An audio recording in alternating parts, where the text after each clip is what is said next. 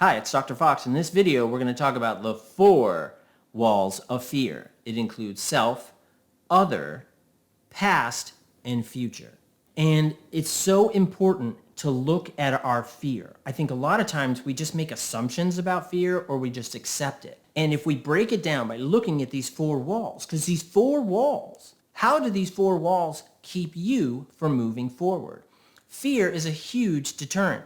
A lot of times, it certainly is the foundation for anxiety, which leads us to what if, what could it be? And the 4 walls, they'll block you in.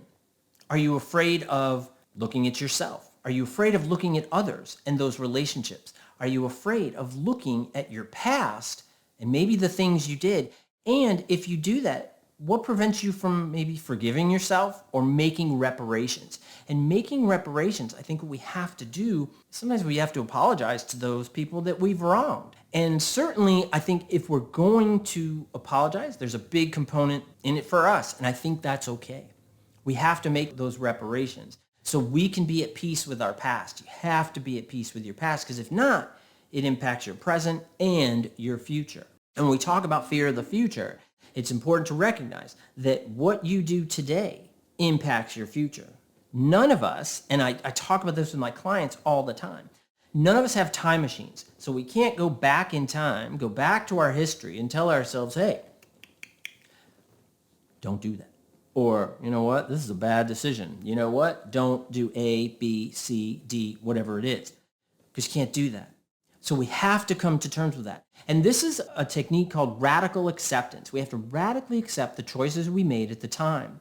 And I think in the future, in the present, we look back and sometimes we take our decisions out of context where we were at the time. And that requires patience and understanding where we were at the time and what that meant for us. Now let's talk about fear of self. Fear of self is there's a lot of folks out there, and you may be one of them. You just don't trust yourself. You don't trust your own decision making. And a lot of times that can be to self-worth. That can be because maybe you've made some bad decisions in the past, like we just talked about, and you're like, oh, I'm a horrible decision maker. But let me ask you this. When we talk about your fear related to self, about how much you trust yourself, what does your gut tell you?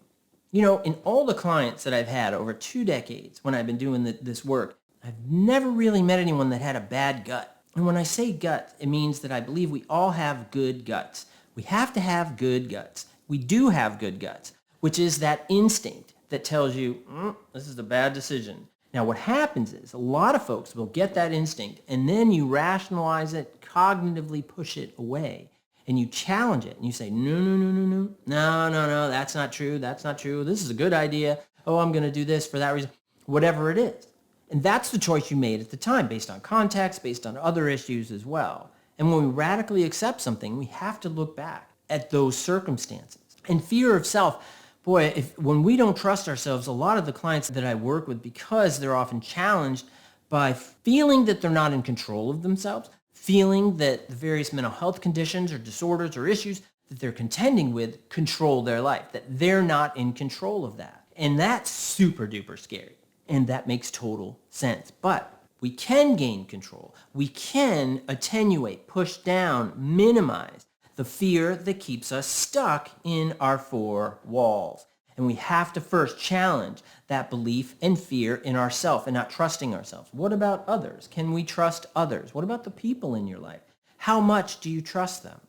And what do you trust them with? There's folks that we know, hopefully in your life too, you have people that you can trust your secrets with, people that you can have open, honest communication with, a flow of conversation that is honest. You don't have to edit it. And if you're editing a lot of what you say or how you present yourself to other people, that's fear. That's fear controlling that. And we don't want to do that, because once you start feeding fear, it continues to come around and it gets bigger and bigger and bigger. It's like a stray cat. If you've seen my other videos, you know I talk about that stray cat.